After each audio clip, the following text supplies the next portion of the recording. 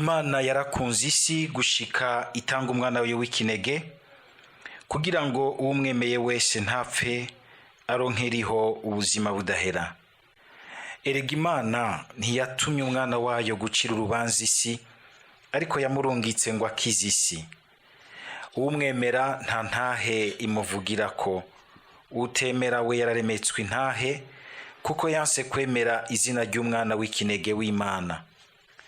Ubwo rubanza nuru. Umuco waraje ku isi maze abantu bikundira umuzimagiza hagukunda umuco kuko ibikorwa byabo vyari bibi. Nanone uwukora akabi wese yanka umuco kandi ntiyegera umuco kugira ngo ibikorwa vyiwe vyoye guseruka. Uwukora ukuri we aregera umuco kugira ngo kaba karanga bwami kuko ibikorwa vyiwe ari vyakorewe mu Mana. Dushimagize iyi nkuru nziza ya Kristo.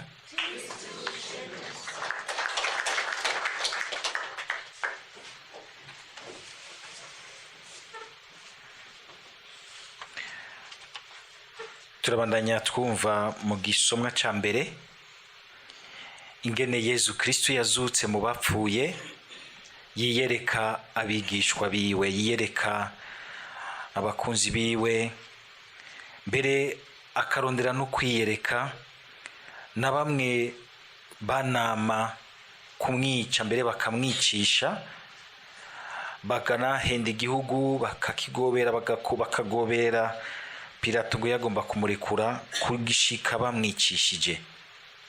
Nabo nyene Yezu yazutse mu bapfuye arabiyereka. Nta numwe Yezu adaha akaryo ko gushobora kumumenya mu buryo ubu canke buriya. Ku bakunzi biwe bamwe ba mbere bari bamufitiye urukundo nyene, uru rukundo dusanzwe tuzigo mu buzima busanzwe bwo kwitaho uwundi, kumukundira ubuzima, kumukundira iteka. Bamwe nyene bari bamukunda b'abakenyezi ba mbere baje buzuye ukwemera kwinshi bagira bati reka dusozere neza ivyo tutaranguye kuko isabato yarigeze, baje gusiga ikiziga ciwe bagishingurana icubahiro. Aho niho urukundo rubonekera. Urukundo ruraserura icubahiro rugirira uwo rwerekera. Nibo ba mbere Yezu atangura kwiyereka kandi bakamubona. Mugabo nabo nyene usanga harimwo agasorobo, ntibaremera neza, bibanza guca mu kungene we nyene ari wabahamagara. Tukumva nka Mariya Madalena muhamagara ati Mariya, agaca kanguka akamenga hari ikintu giciye kimuva ku maso akamumenya. Umugwi wa kabiri n'abatumwa babagabo ngo vyagoye gose kumwakira kuko barakomerekejwe gose n'urupfu rwa Yezu, kuko rwabaye nk'urukoze ahantu ibintu bitari bwahinduke neza muri bo. Igikomere c'umwizero nogira nti wahemukiwe. Hari igihe tugira imyizero itariyo mu buzima, ugasanga ariyo haje ubuzima bugahindagura ibintu, tukumva dukomeretse, tukumva umenga kacu karabaye ivyo twari twizigiye. Muze kumva nk'ababigishwa be Emausi basubiye inyuma bagenda baridoga batoshanya, bagira bati ngo twari twizeye ko ari we vraiment azogifata natwe tukaboneraho, tugashikirwa tugatwara. Bene iyo myizero iri mu bantu. Hari igihe usanga ibaye komereka gose. Twarumvise ku munsi w'Imana uheze ingene na Toma kubera gukomereka byasabwe yuko Yezu amubwira ati ingusubira ukore mu nguma zanje, agakora mu ruguma rwa Yezu nk'ikimenyetso cy'uko inguma za Yezu arizo ziza zikamuvura ico gikomere. Ivyo bikomere usanga abantu ushobora gusanga tuguyemwo twinjije mu buzima bwacu kubera umwizero mwinshi twari twashize mu bintu, twashize mu muntu, hama bigahinduka canke bagahinduka menga akacu karabaye. Ivyo twari twapanze, indoto twari twagize zose zirasenyutse. Nabo nyene Yezu rero akabiyereka, hageze akabiyereka, mbere ngo akabahambarira kuko vyabananiye kwakira inkuru nziza y'izuka ryiwe, kandi yari yayamya bibagira yuko azopfa ariko azozuka haciye iminsi 3. Abandi tubona Yezu yereka rero kandi mugabo bo kubera yuko ajya umuntu uko afise umutima wugurukiye Imana, uko afise umutima ushasha yorondera Imana mukuri, niko Yezu amwiyereka nogira nti mu buryo bwiza cyane kandi bunyaruka, uburyo direct, uko usanga bitugora kumwiyumvamwo, kunyaruka, kwakira urukundo rwiwe, niko adashima kuduhwikira, ashima gucaca ku bimenyetso, agashima kuduhinduza ububasha bw'ijambo ryiwe riduhindura ritaduhindanije.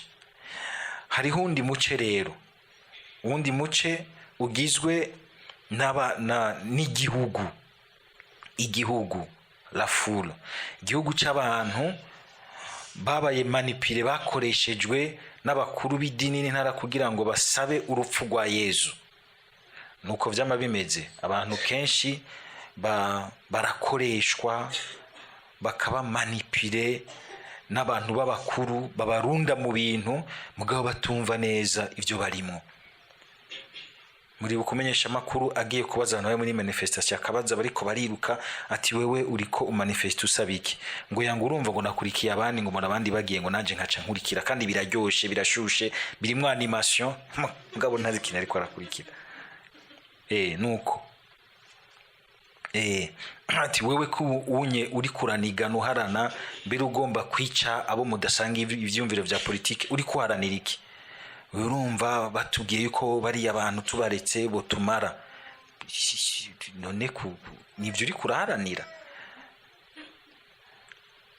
Canke uharanira yuko mwova mu kumarana mukarondera gushira hamwe no kubaka hamwe igihugu nk'abavukanyi. Ugasanga nk'abantu benshi cyane cyane ugwaruka, rimwe rimwe usanga umenga rufise amaraso ashushe, canke n'abantu bato bato kuko baca bahendesha agasahani kinja gacagira ati yo ni wonzotora, yo ni waka kumbura afise ibindi ashaka gushikako, ashaka kuguma guha akantu gumufukamye imbere yiwe, ntashaka kuguha yuko wewe nawe wogira ico wiha mbere ugafasha n'abandi, uzukwa muri uko wamufukanye imbere yiwe. Hani igihe umenga turiko turafasha abantu muri iyo ntumbero, ntitubagira abantu bashobora gufata mu minwe ubuzima bwabo, ejo tugashobora kwicara tukaganira nk'abangana. Ugasanga umenga hariho ivyo tushobora kwitwaza vy'ubugira neza, Imana ibibonye ishishwa. Twese dukoma amashi ya mateleviziyo, amaprofile tugashirako, mugabo Imana ikavuga iti ndabona mwahubwo umutima mubi wo kugumucinyije mugenzi wa, ntushaka ko yogera ku rugero rumwe nawe ngo mwicarane musangire, akubwire umubwira kwishure n'umutima wese yumva yuko ari mwiteka nk'igi wawe. Iyo turiko turafasha abakene muri Caritas canke mu bindi vyose, iyo turiko turategekanya politike z'ibihugu, ivyo bintu turavyiyumvira? Ikibazo gikomeye. Nje tubona abantu bose batuzanye ibintu ngo baje kudufashisha, mugabo umuntu akabanza kumva umutima w'ibiri nyuma yabo. Hari n'ivyo umuntu yoguha akagira uti gumya kuko ivyo ndabiriye ni nkuko ndi yakagaye kawe. Mugabo bagira bati pati ntuzi ivyo uvuga, ati woga yumira apfa kuduhatumire, mugabo ejo ntuzi ibintu umize ingene bizokugira.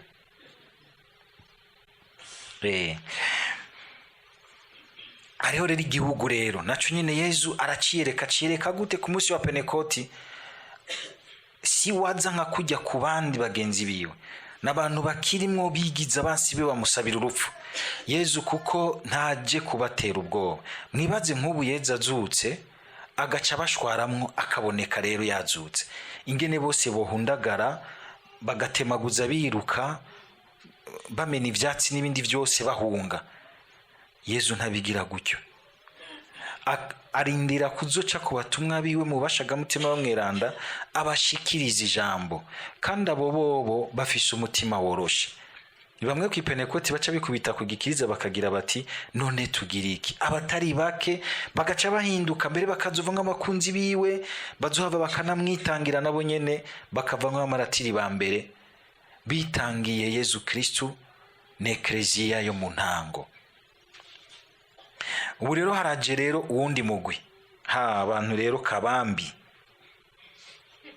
harimwo abasadusayo, abafarizayo, abahinga b'amategeko, novuga nti abakuru b'idini hamwe n'abakuru b'intara. Ko murazi ko muri Israeli ivy'intwaro n'ivy'idini byose byari bicanganye. Aba rero ntivyoroshe, muga nabo nyene Yezu burya mu kureka bakarengutsa abatumwa imbere yabo, nukugira ngo abatumwa bashike hariya hamwe bafatira ingingo hariya muri Sena, aha muri Parlement, hariya mu nama y'abashikiranganje, bakabarengutsayo bagaheza bakabahura nk'akaryo ko kubabwira yuko Yezu nawe nyene yazutse ku bwabo, abakunda, ntiyaje abihora. Uko twumvise nyene Yezu agira ati umwana w'Imana ntiyarungiswe gucira urubanza isi. Bene abo bantu rero b'abakuru biragora gose kubumvisha ukuri, kandi mbere Imana ikahagutuma uyisaba umutima ukomeye, kuko ntivyoroha. Murumvise yuko n'ababigishwa babanje kurazwa mu gasho, ngo n'abantu baba niba ibintu biba bishingiye ko usanga bafisemwo inyungu zikomeye. Aba bakuru b'idini baguma bacunze ijambo ry'Imana rivuga mu bundi buryo. Mwumvise ngo baguma bacunze, bigiza abacunzi b'idini. Hakuba abasuku b'Imana bigiza abacunzi b'idini. Murabona abakisu bameze nk'abantu bacunga. Abantu bose baherera ku gucunga. Suko gucungera ari bibi, gucungera ni byiza, gucungera ikintu kiza ngo nicononekare ni byiza. Ariko ari usanga abantu bacunze atari uko bagomba gucungera icyiza, bacungereye ko bagira bati hariho inyungu zacu ngaho, kuko hagize igihinduka ziragenda kandi natwe tugiramo.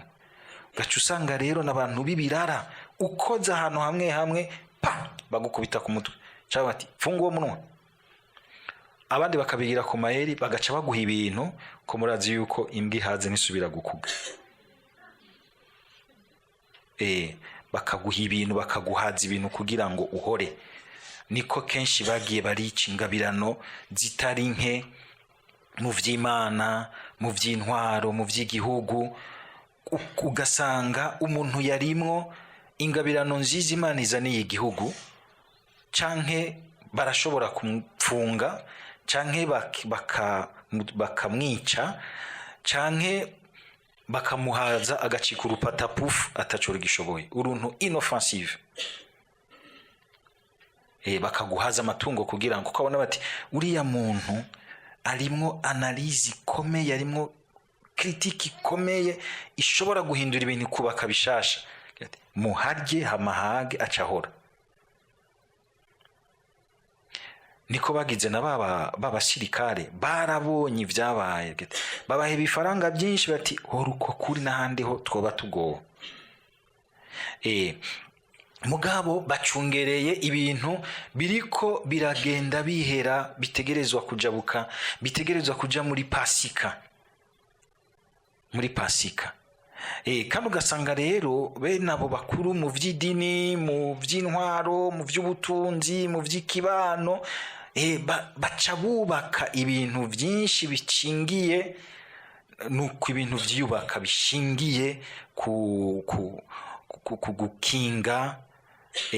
Harimwo beza baba bagomba kubaka ibintu vyugururira iterambere no kuduga kwa bose, ari mu vy'Imana, ari mu vy'intwaro, ari mu vy'ubutunzi, bariho beza.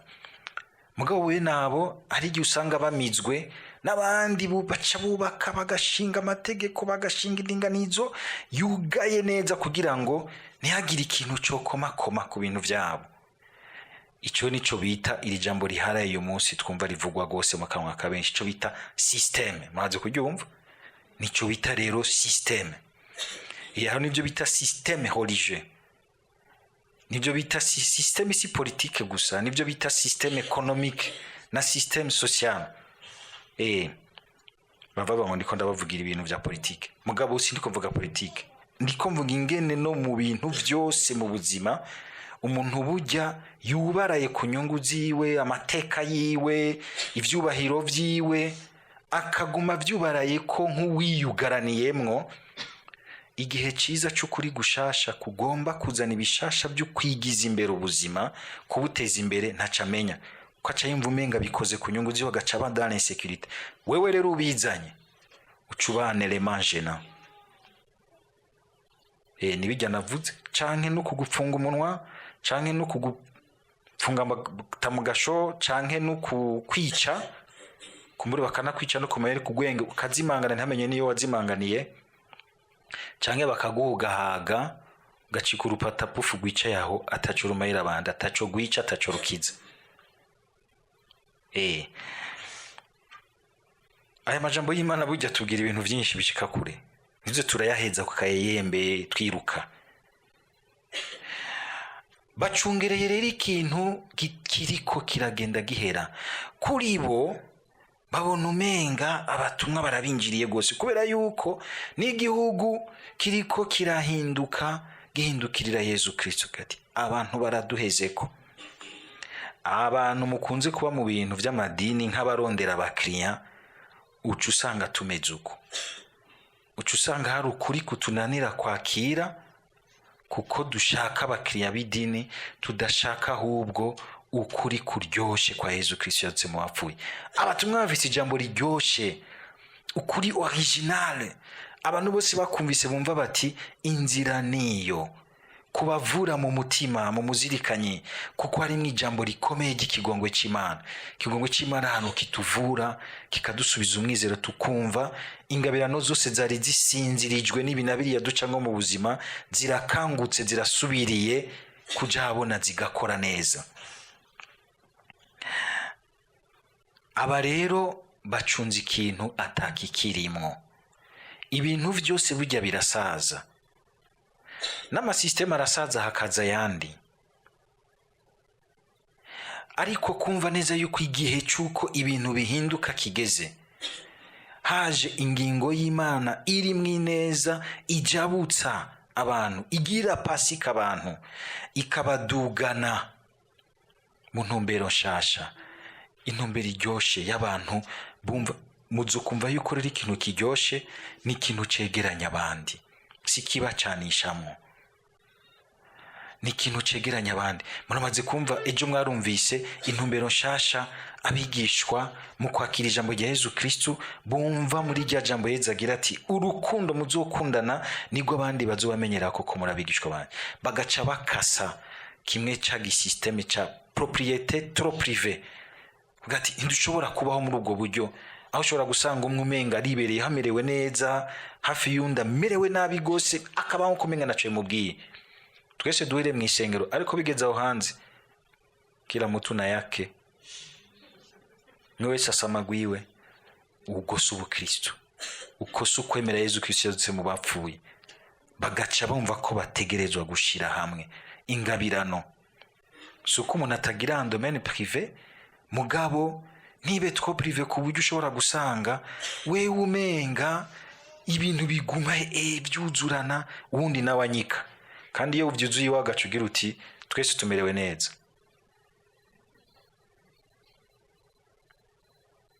Bigaca biguhuma amaso. Nico gituma mu buzima rukristo hariho ikintu cyo kwisonzesha. Umukristo ntashobora kubiga ipatapufu c'umutima, bose uvuga ko atashobora kuvyibuha abe munini.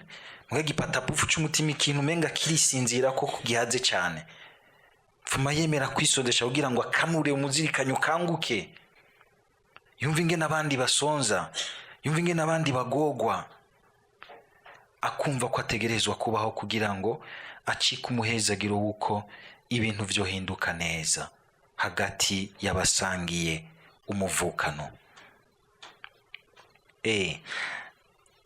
Aha rero uyu mugwi ntiworoha kushikiriza ukuri kwa Yesu Kristo, mugabo muri bo harimwo abahindutse benshi barakurikira Yesu Kristo. Mwumvisemo nk'uyu Nikodemu, murazi n'ingene yagombye no kuvugira Yesu, bagaca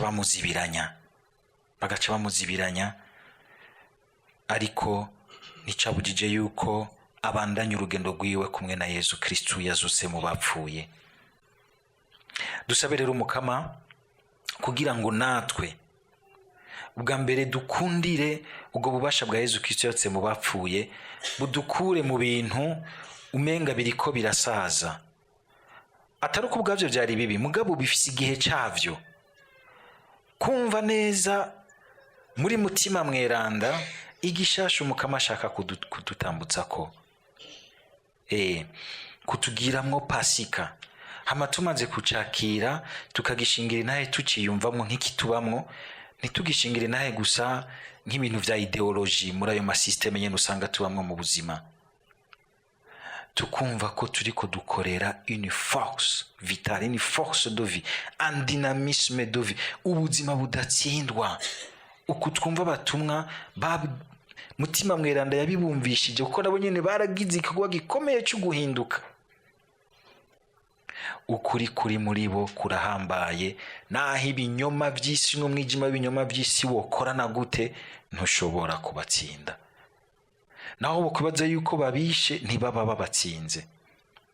Ntuze wihende ngo uratsinze umuntu, urisha umuntu ari mwineza rimwe butungane ngo uramutsinze. Paditu, ahubwo umurungitse gutanga hari imbere azokurindira. Uyu murungitse nawe uzojayo? Uzojayo. Uzojayo, uzosanga yagutanze hari imbere. Uzoseruka imbere uvuga gute? Kuko umuntu w'ineza, umuntu w'urukundo, umuntu w'ubutungane, umuntu arondera umuvukano vy'ukuri, uyo ntapfa. Nibyo Yezu Kristo yatubwiye ati hariho ibintu bitazikwa. Habonigeze gutanga agashushanyo keza k'urubuto bashira mu ivu rugaca ruvamwo rudugamwo igiterwa kica kivamwo imbuto nyinshi. Ujya wishe kuko ugibaza uti iri muri we uraryishe, ahubwo uzotuma yama vyinshi. Tuzovyumva muri iyi minsi ya Pasika ingene Eklezia ya mbere aho bibaza ngo barabishe barabashwiragije, ahubwo babaye akaryo kuko bidomekwa henshi, bakaza barumva hirya no hino rya zina riguma risamirana rikora ivyiza. Na cane cane twese dusabe ikindi gikomeye cyuko twomenya kuzigama ibyiza vy'Imana, ariko mu mutima wugururiye ubuzima bwacu les surprises za mutima mweranda, no kumenya kuzidiserna neza. Ubu bisigaye bigoye kubidiserna neza kuko hari urudavagi rw'amadini n'ibikubudini bwinshi buguma buzukuruka ariya nk'ibizimu, ukibaza uti nibiki ukuri kurihe mu nagacanganyikirwa. Dusabe mutima mweranda kugira ngo tuze turumva neza ahari ukuri Imana ishaka kutugiriramwo Pasika twese. Amen.